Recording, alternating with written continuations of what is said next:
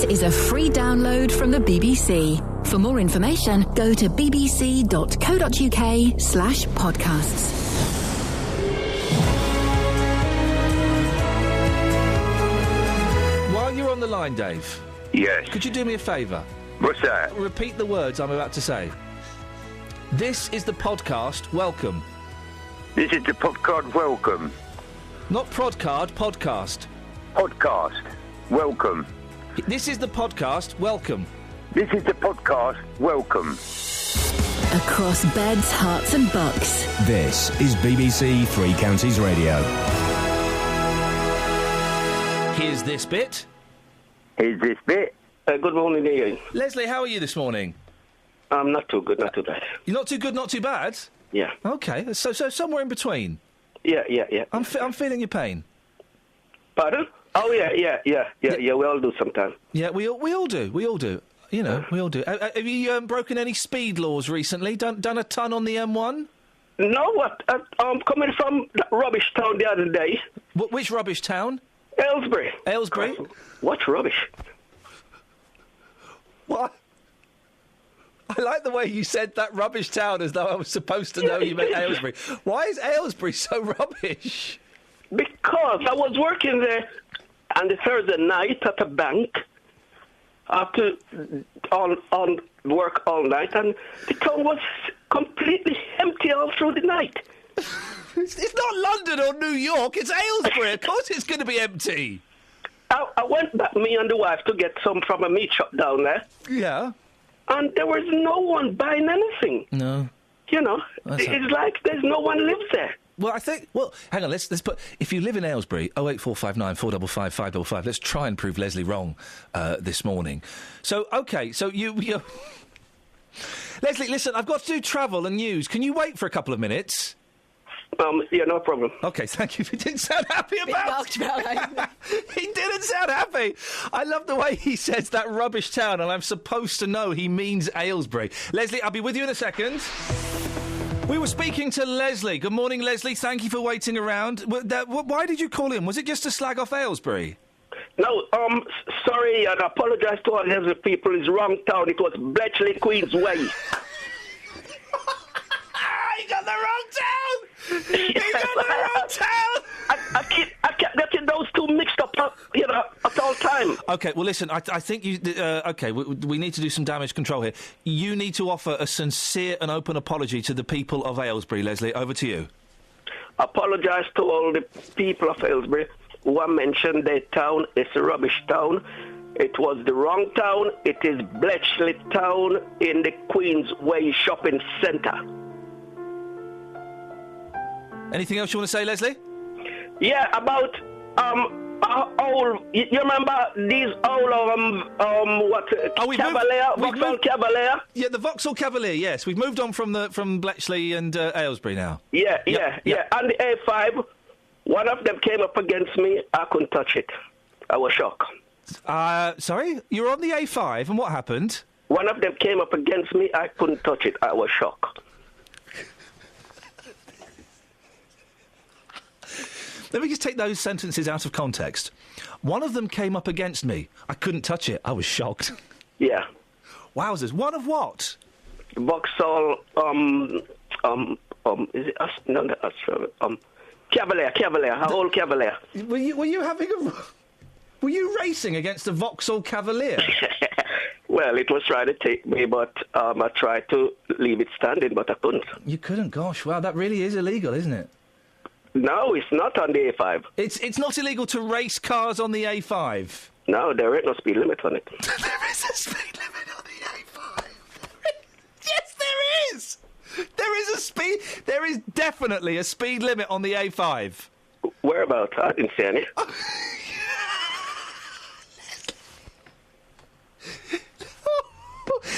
Let me just check with our political reporter, Paul Scoins. Paul, yeah? Sorry to bring you in on this. I know we're talking about something different, and I'm just going to throw this at you. Do you know, is there a speed limit on the A5? I'm pretty sure there is. Yeah. OK, thanks very much, Paul. We'll come back to you in a second. That's a political reporter, Paul Scoins there, Leslie, who thinks there is a speed limit on the A5. Well, you think he's not sure, is he? Are you sure, Paul? Or he makes a good point there. He does make a good point. I am absolutely certain. He's certain, Leslie. Well, I didn't see one. Dave Luton's on the line. Morning, Dave. Good morning, boss. Now, Dave. Two little stories I want to ask Which you may get to. We may have time to get to or not. I spoke yet. Do you ever watch the Watchdog television programme? Sometimes. Are you aware of the gentleman who does the Rogue Traders? What, the last bloke or the new one? The current one. Oh, the current one. I have seen it once a couple of times. You've seen it once a couple of times, have you, Dave? Yeah. Yeah? Yeah. What's his name? God, you asked me a question now. It's a question, yeah. Yeah. Yeah. No, I can't. No, I can't just think of his Roy name Kinnear? at the moment. No, it's not Roy Kinnear. Roger Cook? No. Matt Allwright? Who? Yeah. I'm all right, thanks. Yeah. You? It's Matt Allwright. Yeah, I think so. Shall we ask him? He stands up for underdogs and people who he feels have been abused and violated. Oh, I don't know. I don't honestly know, boss. OK, well, I'm getting to a point, Dave. That's his name. That's who he is, right? Oh, OK. I spoke to him last night. Oh, yeah? Yeah, he somehow got hold of my private telephone number. Oh, yeah? And he was complaining. He heard some of yesterday's show. He was complaining about the way I had treated you on yesterday's show. He said it was borderline bullying, and that if it continued, he might consider doing a Watchdog Rogue Trader investigation into me. Oh, brilliant. No. What's his name, Mark? What? Mark what? What's his name? Mark what? Oh, right. Hope he's listening. Well, Mark... Thanks, Mark. Thanks, Freddie. Yeah, Mark Watts from Rogue Traders, Watchdog, is he wants me to apologise to you. Oh, great. Thanks, Mark. Mate. No, carry on. It's Mark Watts. Yeah, thanks, Mark Watts. I want you to say, Dave, thanks, Mark Watts from Rogue Traders, for sticking up for me. Thanks, Mark Watts from Road Traders, for sticking up for me. Brilliant bloke. Brilliant. I watch him all the time now. Right, let me... I'm not going to apologise to you, though, Dave. That's the point I'm getting to. Right. No, you wouldn't, would you? No, You know I what wouldn't. mean? I wouldn't. No. Well, I don't know about Steve Rye, but he was at the sign... Have you been drinking? Good Lord, no. Well, only water. I've only been up half an hour. Time to get up 2 hours. Water, my dear boy, water. You're very slurry today. Sorry? Yes, you're very slurry today. Well, I hope I'm not. If I am, I'm probably going to about to throw a thromby. Yeah, we could. I think he's going to throw a thromby. But the other thing was that the Daily Mail, I haven't read it yet, but I shall go by it. But the reason they concentrate on ladies' legs is because us men love ladies, and we do like a bit of leg. Can you imagine Neil Kinnock walking out of 10 Downing Street and someone said, "Oh, he showed a nice bit of ankle, that kid." But Richard, women like, and I'm going to just take a punt here. Kath. Punt away, my dear. Catherine, women like men's bums, yeah? Well, it depends on the bum. Exactly, you see, Richard. So why don't we get... David Cameron was wearing... David Cameron was... Shut up. Just a minute. No, you shut up. You can't compare apples with pears. A bit of thigh and a bit of leg, fine. But you don't get... You don't get the politicians coming out, dropping their trousers and saying, "Oh, have a look at my botty bots." But you don't get the Daily Mail saying David Cameron was wearing a figure-hugging aquascutum suit that really showed off his firm buttocks. You don't get that, do you? We didn't say that about the women. Women like to wear... They've talked about their thighs and whether their jackets are too big or too small and whether they look appropriate. Don't shout at me. Hang on a second, Richard. Say hello to Jane. Hello, Hello, Jane. Richard. Hello, Jane. How are you? Rock and roll. How are you? I'm fine. I'm just... I love women, by the way. Pardon? I love women, by the way. Always have done. They brighten up one's life. A nice bit of thigh, a cute cut ankle. Goodness gracious me, a rustle of the skirt. On me soul, where could I go? We're not all swivel sticks, I'm afraid, Fruit Pie. What's a swivel stick? Somebody who's skinny. I don't like skinny women. I like women that've got a bit of body to them, shall we say? Oh, I'm one of those. Are you? Yeah. Where do you live? Aylesbury. Aylesbury. Aylesbury. You have to take me out for a drink. Nothing. I don't like skinny women. Never have done. No. I don't do anything. How tall are you? 5'5". Lovely. What colour's your hair? Salt and pepper. What's salt and pepper? Oh, a bit grey. Yeah. I mean, a bit distinguished, I beg your pardon. Yeah. Lovely. Delicious. You know, they played my feature. Jim. I know. Richard. Well, yes. I'm disgusted with the way Iain treats you. Well, I missed that. I'm disgusted with the way Iain treats you. You know, he's outrageous, isn't he? He is dangerous. He's rude, obnoxious, and he shouts over everybody. I know he does. He's got the manners of a plonker, as he's described recently by Simon. I mean, absolutely. I think it's his age, you know.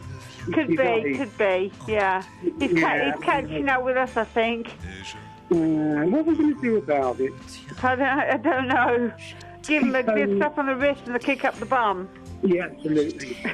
I'll kick him in his ankle. Yeah, so hit it where it hurts. Oh, yes, that's true. Teach him a lesson. He can be outrageous. One has to shout back at him. I know. Put him in his so face. rude. Yeah. Yeah.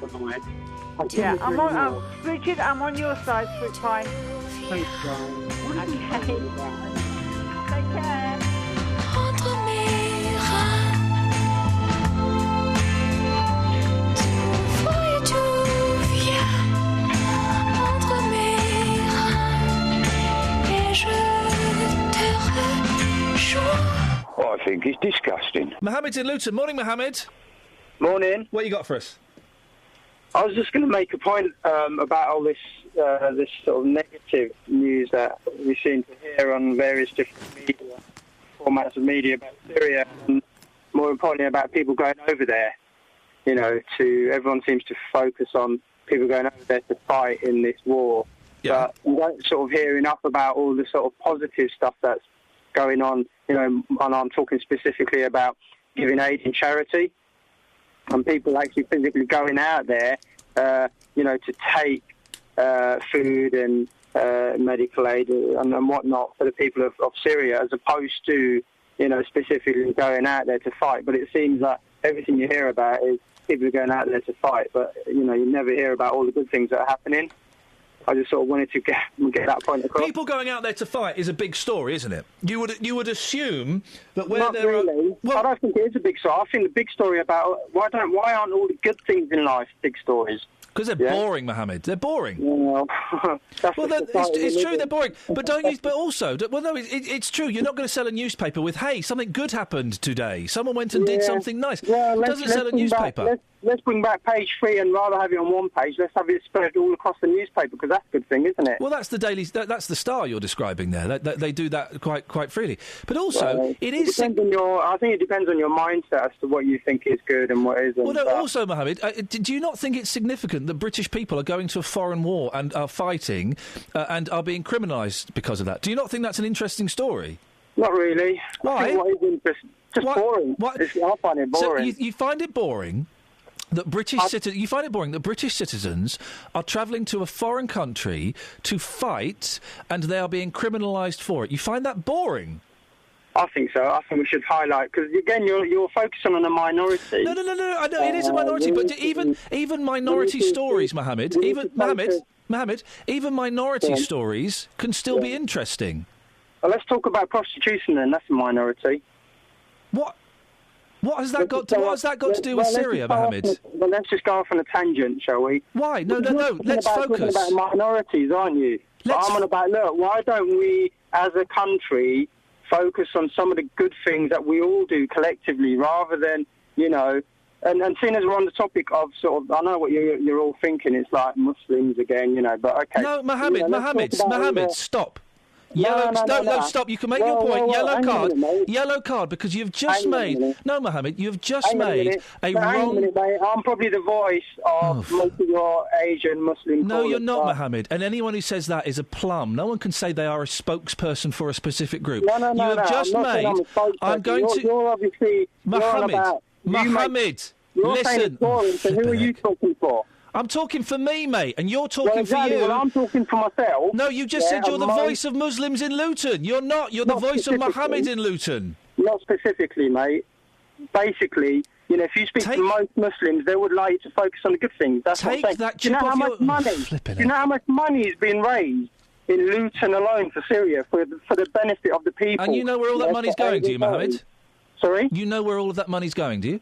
Mate, I'm telling you, this is how deluded you are. You don't even know. People are physically, not just raising charity, they're physically putting their lives at risk to cross the border and go there and give charity and come back. I know. So what are you talking about? Do you know where that money's going? Do you know where all... Come to the mosque.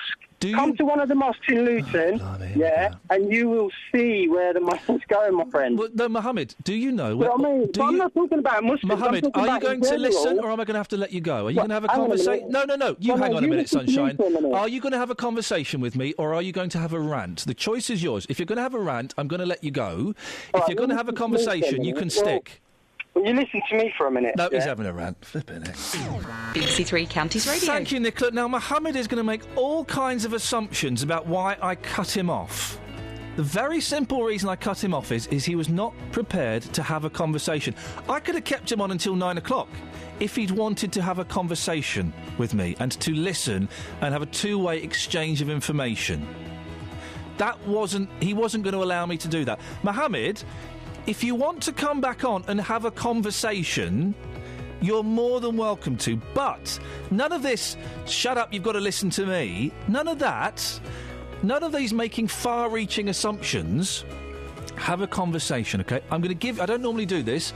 I'll give you a second chance. I'm feeling generous today, Mohammed. I'm going to give you a second chance if you want it. Mohammed, would you like to try again? Ian, you calm down, mate. I seem to have struck a chord with you, I think. No. It was your rudeness and your inability to have a conversation that upset me. Right, OK. Would you like... That's a shame, because I'm in sales and I seem to find that I convolate quite good. You convolate? What does convolate mean? Conversate, rather. What does conversate mean? Right, rather well. But anyway, let's talk about what we're going to talk about. Well, you've just made up two words there, Mohammed, so I'm not quite sure how well you convolate. But yes. We're always adding words to the English dictionary. I just thought, my attempt. As a salesperson, I would have hoped you would have spoken incorrect English. Anyway, Mohammed, now, mate, let me lay the rules out before we get into this, OK? Go on, then. The rules are, we have a conversation, OK? You listen to me. And then when I say something you don't like, you throw your toes out your pram. Oh, sorry. OK, go on. I'm joking, mate. The rules are, Mohammed... Yeah, go on. The rules are, Mohammed, you listen to me, you respond, I listen to you, and you respond. Do you think you can do that without being rude? That's excellent. I think we can do that, yeah. Do you think... you're the one that called me a plum, Ian. Come on. Do you think you can do that without that horrible, sarcastic tone in your voice? Yes, come. Okay, let's have a conversation. OK, then, Mohammed. So, you called up... Can I go first, then, please? I'll tell you what, why not? I'm feeling generous today. Excellent. All right, good. Right, so I called up, because there's all this negativity in the media, about things that are happening in other parts of the world, And let's be fair, it does tie in with Islam and Muslims, what's going on in Syria. And why do you think that is, Mohammed? Why do you think it ties in with Islam and Muslims in Syria? Because let's be honest, we know they're a Muslim country, and they're fighting, and there's so that's why Muslims are mentioned. That's why let's Muslims not state the obvious. So that's why Muslims are mentioned. He's not listening again. That's why Muslims are mentioned in that story, Mohammed, because it's a Muslim country. Okay, so that's not a hidden agenda. That's of course it's not. Okay, no, exactly. So. My point this morning was just because I'm in and around the mosques. I live in a town which is quite heavily populated by Muslims. I wanted the media for once to focus on some of the good things that are going on, not just within the Muslim community, but the community at large for Syria, which, as far as I see it, We should be focusing on the aid and the charity work. That's, you know, not just money being raised, but people physically going out there, putting their lives at risk, yeah, and they're going out to Syria to physically hand out aid. You know, they're buying, the rice and whatever it may be that they're buying, food that's going to last a long time, and they're physically. And I can tell you this from first-hand experience in the sense that I'm talking to people that have been out there. I've spoken to people that have been there. From second-hand experience, from anecdotal evidence. Okay, First-hand experience. No, Mohammed. Yeah, I know. Okay, we have to be specific in this conversation, okay. Mohammed.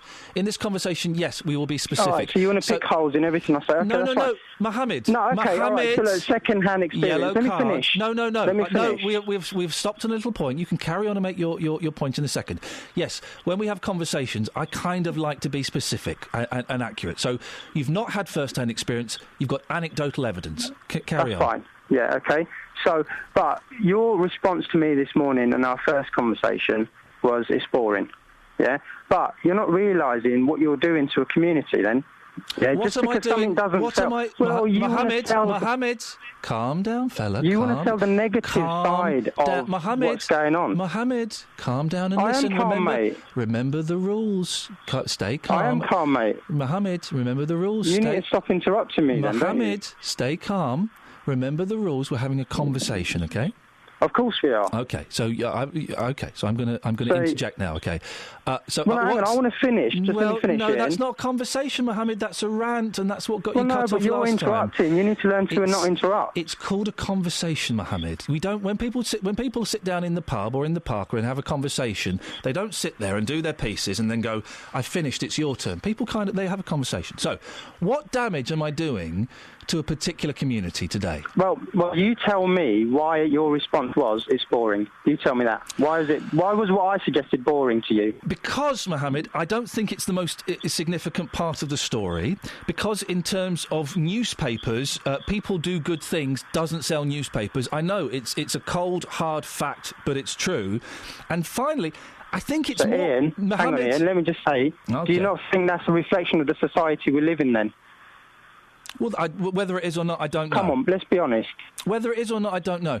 And I also think I'm asking your opinion, your personal opinion. Come on, you come over as really intelligent. I listen to you guys regularly.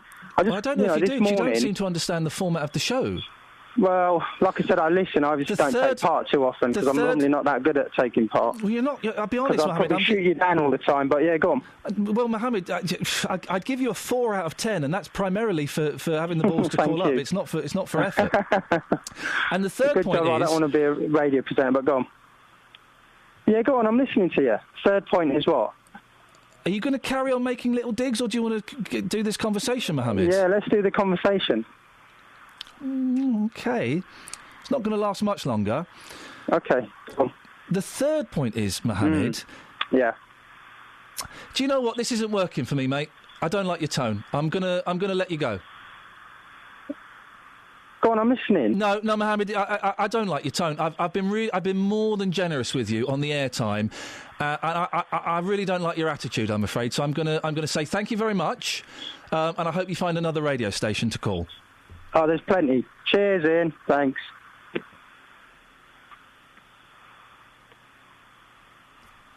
Okay. This happened. This happened. The morning is young. I'm going to be here for the next hour or so, asking people about their cars and have they been vandalised. Certainly unusual. Now, as I get older, vandalism I find it more and more annoying. You were telling me about some horrific vandalism at the end of your street that happened to you a few years ago. Yeah. For some reason, somebody got some spray paint and on the fence at the bottom of my road was spraying things such as JD is gay. It was bizarre. And what happened? Well, it went, then it came back. Then all of a sudden, the group must have left the country or something and stopped doing what they were doing because it just disappeared. It just vanished and it never came back.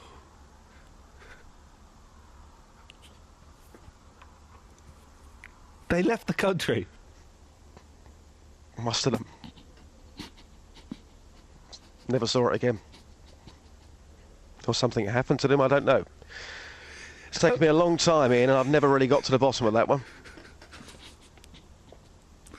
That must have been really upsetting for you, having to walk past that every day. It wasn't upsetting. I mean, it's, as you know, I deal in fact and not fiction. And they were wrong. If they wanted to write that, it's fine, but they were wrong. It just seemed to be a bit pointless, really. And actually, at the weekend, I was driving to work. Obviously, some idiot on Friday evening in Hemel had a few too many beers on the way home, decided to smash up the local bus stop. What's going on where I live? Just kids these days. Hey, I saw something people might want to talk about. Do you want to know what it is? Let me think for a second. Something that people might want to talk about. Kath saw it. Do I want to know what it is? Let me ask... hang on, sorry, let me just ask Siri. Let's see if I can get Siri to work. Do I want to know what Kath saw that people might want to talk about? Who would you like to ring? Hang on. No. Kath saw something that people might like to talk about. Do I want to know what it is? Okay. Sorry, hang on. Didn't sound too sure. No. Do I want... Well, my web search turned this up. No, hang on. Do I want to know what Kath saw? Okay, take a look. It's giving me Wikipedia about a castle. What? Hang on. Because it thinks you're saying... If you say Catherine, which is my actual name... Who is Catherine Boyle? Oh. It's looking. I think you might have upset Siri. Bear with us. Is he being serious? There is a Texan beauty queen called Catherine Boyle. I'm really sorry about this, but I can't take any requests at the moment. Please try again in a bit. Oh, shall I try on my phone? Maybe it's just in a mood with you. Hey! Hang on a second, we can't... Does Ian want to see what Kath saw?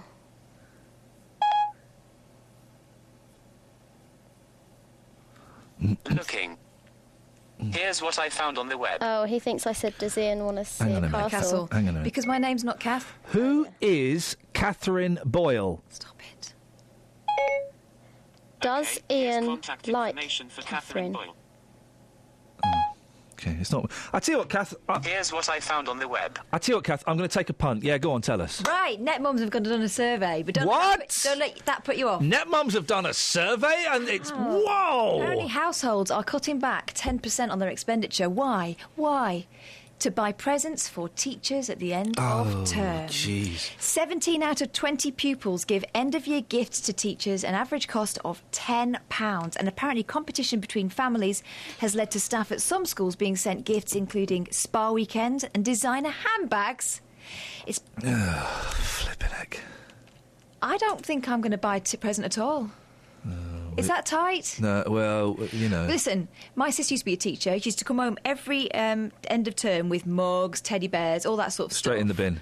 I mean, what are you going to do with it? How many mugs do you need? Well, if you've got vouchers for a spa, though, then you're going to use those. Do you know what I'm going to do instead? I'm going to write in the card actually what she's meant to my daughter's learning and how brilliant she's been. Write them something that means something, that is individual. And that touches a point and, you know, it makes them realise that what they do is important. I like the way you did that lesson, miss. It was wicked. Sick! Something like that? Yeah, something like that. You're totally Bear Grylls, baby. She is. Well, I try to think what we used to give teachers. Cards. Yeah, card. Little card. I once bought mine a Christmas decoration. She left around Christmas. She wrote a thank you card saying it's something that I bring out every year now. One of my first ever crushes... She probably doesn't anymore. ...was on Mrs Hammond. I wonder where Mrs Hammond is these days, what she got up to. We used to have a song Ask about... Richard. We used to have a song about her killing her husband. She hadn't killed her husband, but wishful thinking, was it? Well, we just had a song about her killing her husband, as you do. That doesn't even rhyme. Yeah. Sorry? Well, there was a song about this old hammer killed Joe Henry. Do you remember that song? Joe Henry was a gentleman who dug a hole through a mountain for a train. That was John Henry, wasn't it? Whatever. They shortened it to Joe. And so we changed it to Mrs Hammond killed her husband, but she won't kill me. If you know where she is, I had such a crush on her. School in the 30s was weird. Oh, cheeky! Here's this bit. Hast du Geschwister? Nein, ich habe eine Bruder. Oh. Nein. Geschwister ist eine Schwester oder Bruder. Ah, ja. Ich habe einen Bruder. Mein Bruder heißt Christopher. Geschwister? Er hat blondes Haare und blaue Augen. Wo wohnst du? Ich wohne in Harpenden. Harpenden liegt in Südostengland, in der Nähe von der historischen Stadt St. Albans. Entschuldigen Sie bitte, wie komme ich am besten zum Bahnhof? Can't remember the directions to the train station. Gehen Sie hier geradeaus, über die Kreuzung, und der Bahnhof ist über der linken Seite. Ah, yeah. You sounded a bit Dutch then. Your German sounds a bit Dutch. You sounded very German until you said Harpenden. And then you can't say Harpenden with a German accent. Harpenden. No, you can't. No, you can't. Wasn't that good? Wasn't that lovely? That was marvellous. What a complete and utter waste of years of my life. Yeah, German was. I really. mean, what a waste. How stupid to teach children German. I mean, I wish, because nowadays they teach children constructive languages like Spanish. Or the Chinese. I'd love to learn the Chinese. Do they teach Chinese? Mandarin, isn't it? Language of the future. I can honestly say I have never and will never, ever need to use German. You don't know that. You don't know that. Supposing you are in Germany and you are... I asked the way to the train station the one time I went to Germany. I couldn't understand the instructions. But I go to Spain a lot. I'd love to be able to speak Spanish. Learn it. Well, I tried to, but as an adult, it's very difficult. I was useless. I was the bottom of the class. They laughed at me. Did they? I learned Greek for a while. And I was all right. Then 3 months in, it suddenly just got really, really difficult, and it's all to do with genders. And the noun will change the gender of the whole sentence. There are more irregular verbs than regular verbs. So, and to be honest, the minute they bring in all that silly business of giving words, masculine or feminine, no, it's nonsense. I'm afraid they lose me. Do you know the language? It's unnecessary. The easiest language to learn. What's that? Japanese. Really? It's a piece of cake. The sentence structure is really, really rigid. Once you know what order the words go in, that's it. There are only 4 tenses, and you just change the end of the word. There are hardly any irregular verbs, I think. But don't they make completely different sounds that we don't have in English? Hey! What? Hang on a second. I'm trying to think. Kore wa dare no kasa desu ka? What? Kore wa dare no kasa desu ka? Whose umbrella is this? Ah. And I when I went to Japan, I was saying that phrase as often as I could. Really? Kore wa dare no kasa desu ka? Ah, dozo. And you give it to them. Go on. It will involve stealing someone's umbrella. You don't sound Japanese. In Tokyo, they understood me. The further away from Tokyo we got, the more they're going, what? They didn't understand a word I was saying. Lazy Japanese outside of Tokyo. Lazy. Well, if everyone just spoke English, things would be so much easier, wouldn't they? It would, wouldn't it? I do wonder sometimes why they don't. Exactly. Selfish. Lazy foreigners. Call me now. 08459 455 555. Who are the lazy... What's the laziest nationality in the world? I think it might be British people. I think it might be. What's on your show today? Coming up on... continuing this casual racism? No. Good? No, we're moving well away from casual racism at 9.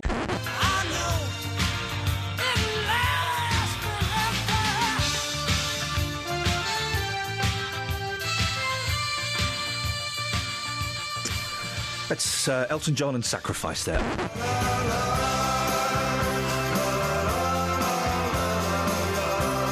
One of them came up against me, I couldn't touch it, I was shocked.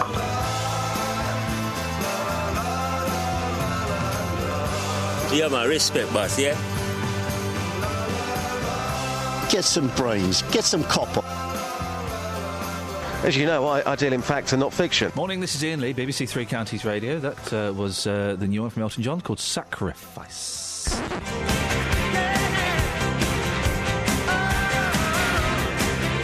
A Sacrifice by Elton John. Sounds like it could be a big, big hit. Right, always a great pleasure to welcome friends of the show back to the show, and it's a great pleasure, Catherine, to have Matt in Luton back on. Good morning to you, Matt. How are you this morning? You enjoying the weather? Enjoying the weather, yes. Yeah, you like a bit of rain, do you? Well, I didn't have a lot of rain here. Oh, did you hear the thunderbolts? Not really. Did you see the lightning bolts? No. Did you enjoy the heat yesterday? Oh, Oh, yes, very nice, yes. Yep, that's really wonderful news. Well, Matt, thank you so much for calling. Yes. We'll speak to you next week. Okay. Did you have a point you wanted to make? You silly Yes. old... You're a prat. Excuse me? That was Bruce Springsteen you had on this morning. You make me so mad, mate. Bruce Springsteen? The first record you played this morning was Bruce Springsteen. I think you'll find it was Elton John and Sacrifice. I'm sorry, mate. You just do it to wind us up. No need to apologise, Matt. You're getting on a bit and you get confused. It was Elton John and it was Sacrifice. Sacrifice, yeah. Yeah. I'd like to sacrifice you.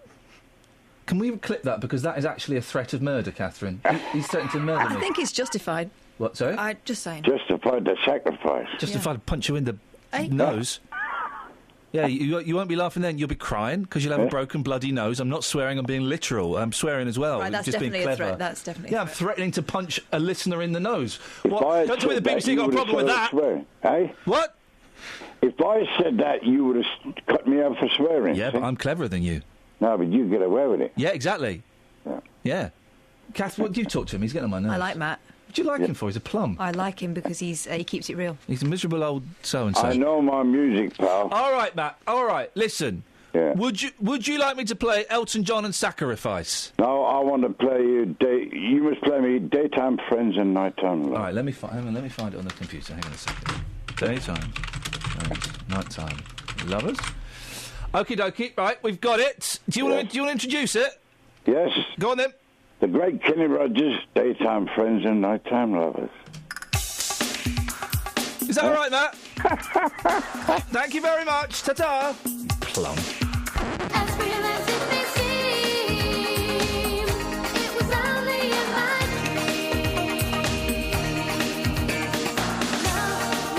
dream. Elton John, Sacrifice. I like that one. I'm not a massive fan of EJ, but I quite like that one. Different. He's taken a different direction. He's taken it in a different direction, as he so often does. This happened.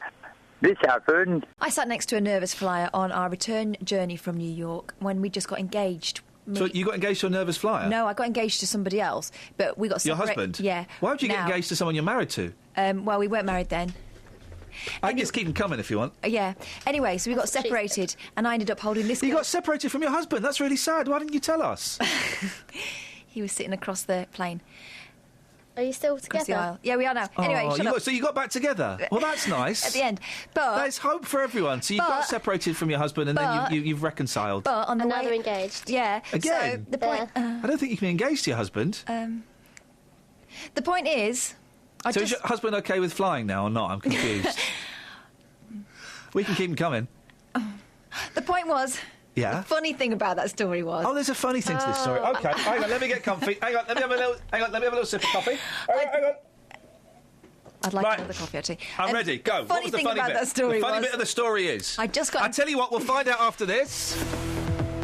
Travel news for beds, cards and bugs. Nicola Richards, BBC Three Counties Radio. Nicola, thank you very much. Coming up, the funny part of Catherine's divorce story. I don't quite know how that's going to pan out. It sounded very tragic. OK, so a little recap. Before the travel and the news, Catherine was telling us how she met her husband in a nervous flyers rehabilitation group. They then went on a flight to Saudi Arabia.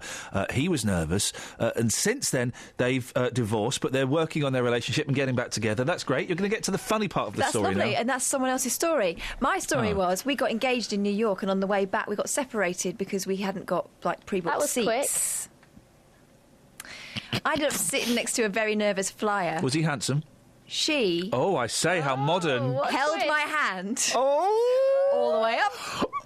And all the way down again. They do. That was the funny thing about it. I just got engaged to someone, but I ended up with another woman on the return leg. And we've been very happy ever since. I bet your fiancé loved that. But he thought, quoi? Eh? Quoi? Eh? Did you think that? Did he look over and go... Quah, give you the wink and the thumbs up as if to say, it's all right by me, girl. He's not a crow. What's quah? Quah. What's the funny bit? Is that still coming up? They're holding someone else's hand when you just got engaged. It's kind of not allowed. I don't think separating from your husband is particularly funny. I mean, I can understand why you'd want to, try and make light of that, but... We weren't married.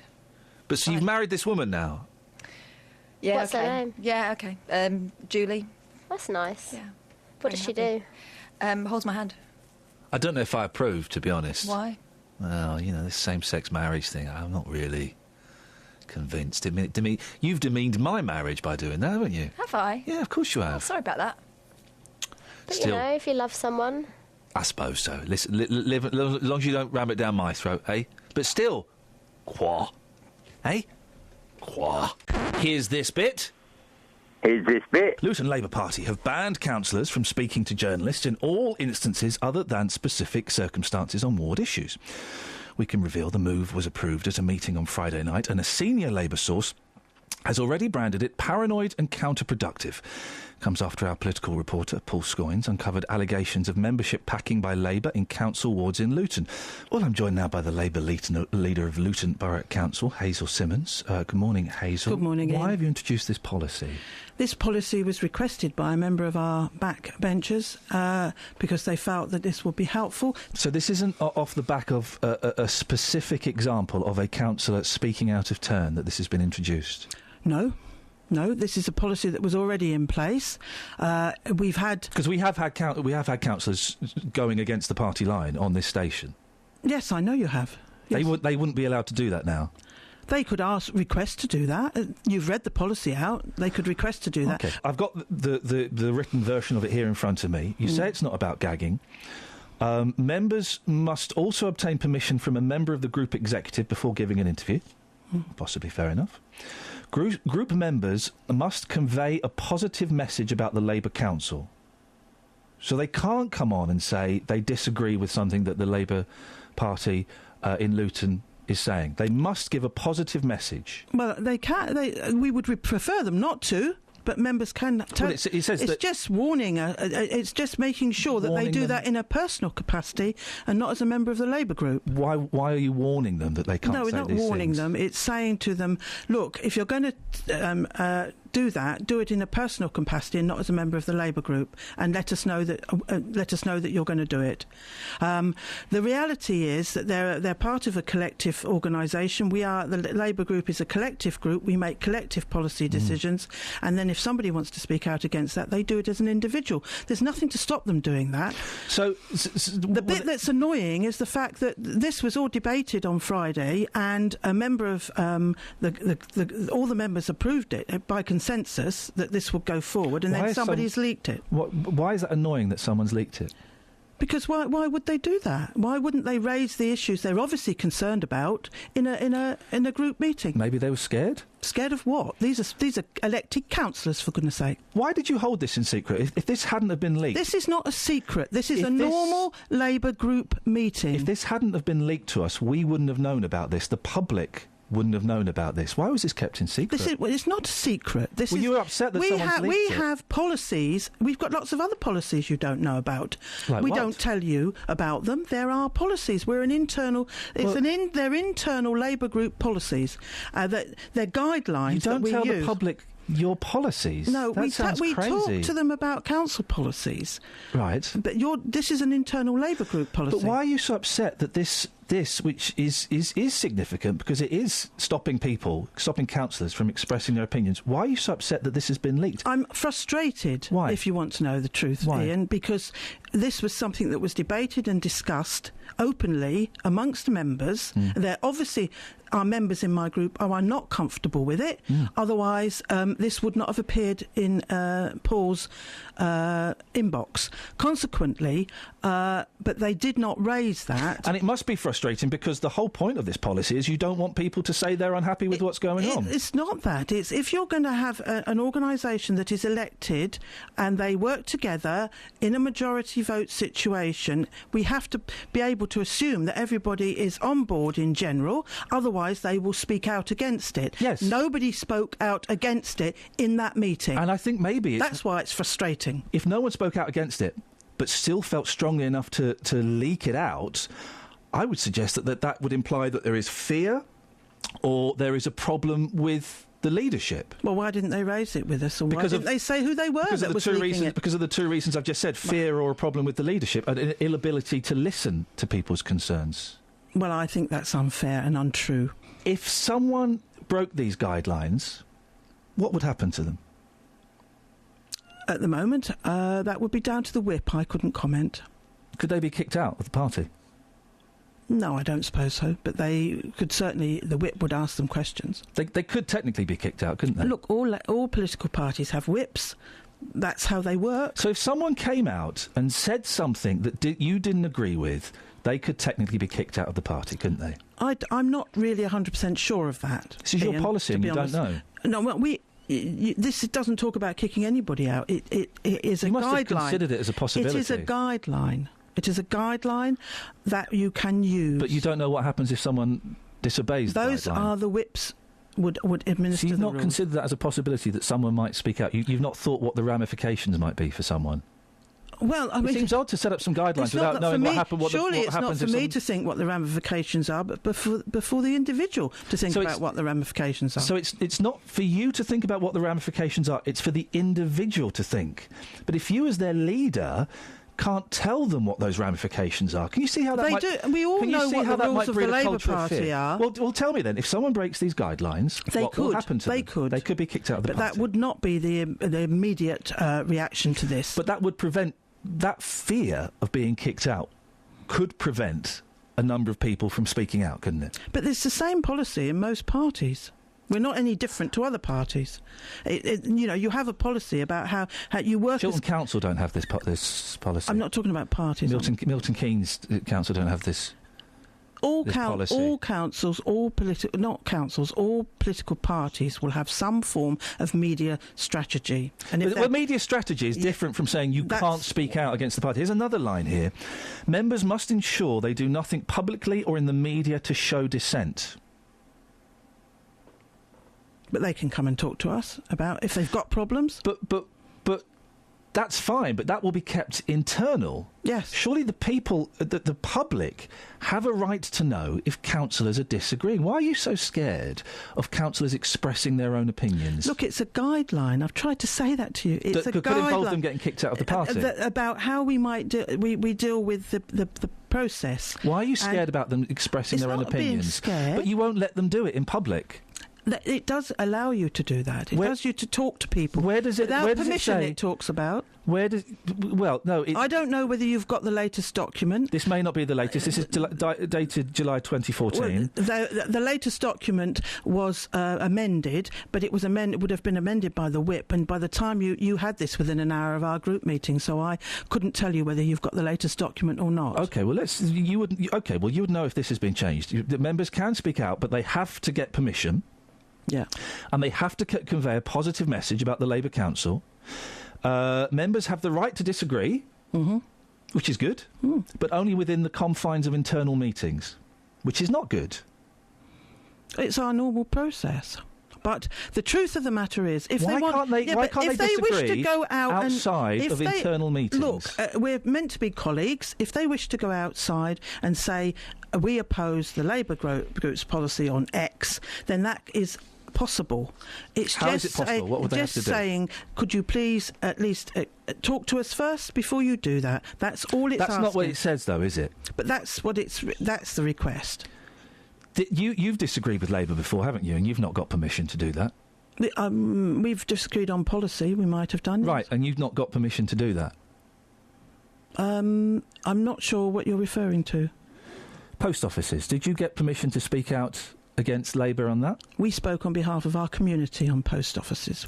Which disagreed with the Labour line? National policy. So did you get permission to speak out against the Labour line? We didn't speak out against Labour line. We spoke out against the closure of post offices, and which was government policy at the time of the Labour government. Yes. Did you get permission to speak out against the Labour Party?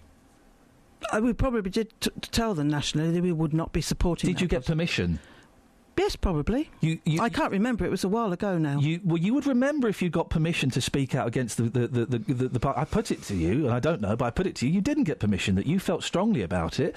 We will have let our national party know that we were not going to be able to support that policy due to and the reason in advance of talking about it. Yes. Okay. So you let them know, but you didn't seek permission. There is a difference, isn't there?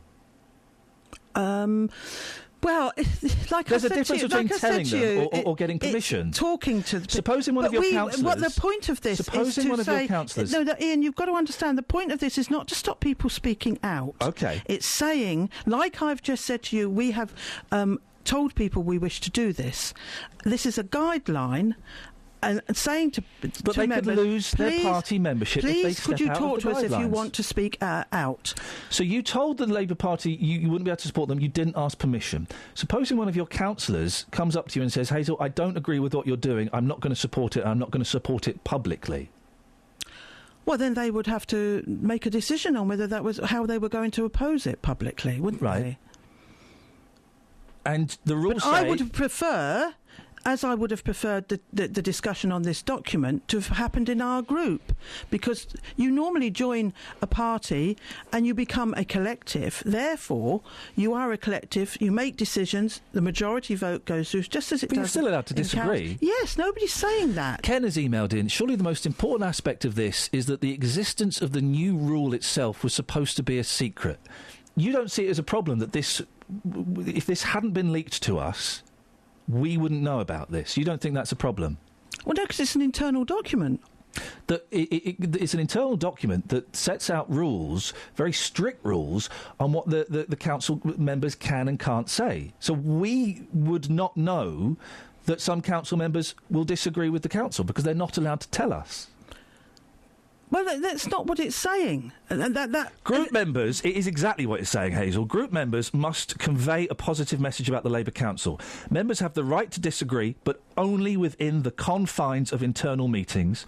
Members must ensure they do nothing publicly or in the media to show dissent. It's exactly what it says. Well, it's a guideline, and if somebody felt that strongly about something, then certainly these are elected councillors, and if they really felt that strongly, as you well know, they will air their views. Not if they're worried about getting kicked out of the party, which you have said this morning is a distinct possibility that could happen to them. It's a threat, isn't it? It's a threat. You speak out a line, you're out. It's trying to keep... it's a threat, isn't it? Trying to say, make sure that people understand policies. It's and not they about toe the line. Stopping them. Do you feel comfortable, Hazel, that you are gagging your councillors and threatening them with them being kicked out of the party? This is not about gagging threatening them with them being kicked out of the party if they do not toe the party line. There is a threat that they could be kicked out of the party. Do you feel comfortable with that threat? I feel comfortable that the majority decision on Friday at my group meeting was to accept that. Even though obviously people are obviously very unhappy about it because they've leaked this out. But how on earth would I have known that if nobody tells us that they're unhappy about it? Do you feel comfortable putting the threat on your councillors that if they speak out of line against party policy... I am happy that document went through. Were you asking me that? I am happy that document was agreed by the majority of my members. I am drawing from that statement that you are happy... that there is, and correct me if I'm wrong, you are happy that there is a threat that if councillors speak out of line, if they speak outside of the confines of internal meetings, if they show dissent, if they do not show a positive message about the Labour Council, you are happy that there is a threat over their heads that they may be kicked out of the party? I'm not. There is nothing in there about kicking anybody out of the party. You have inferred that. No, you said yourself this morning that was a possibility. There are long-term rules that indicate that, but that is not the intention of that document. You said that was a possibility. That is not the intention, as they well know. That is not the intention. You said that was a possibility. That threat is hanging over their heads. Yes, there are Labour Party rules that can do that. OK, so are you happy with the threat over councillors' heads? They might be kicked out of the party if they...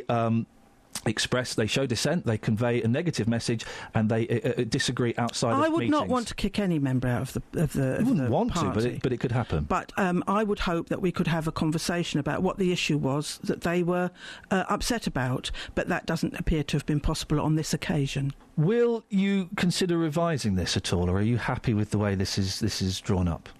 I will talk to the whip about it. And say what? We will have a meeting and talk about it. And say what? No, I'm going to take back what's gone from this event, and that people are obviously because they have, as members of the Labour group, leaked it. I will have to take that back to the whip. And Dave from Luton made himself sound like a muppet. No. Say no. it. Say it. No. Say it. I won't. No. Say it. No. Say it. No. Say it. No. Say it. No. Say it. Say it. No. Say it. No, I'm not a muppet. Say no. it. Say it.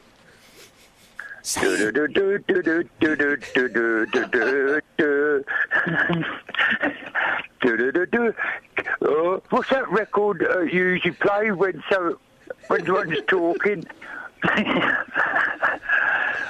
Don't say it, Dave. Don't say it. Don't you keep out of this, Lockwood.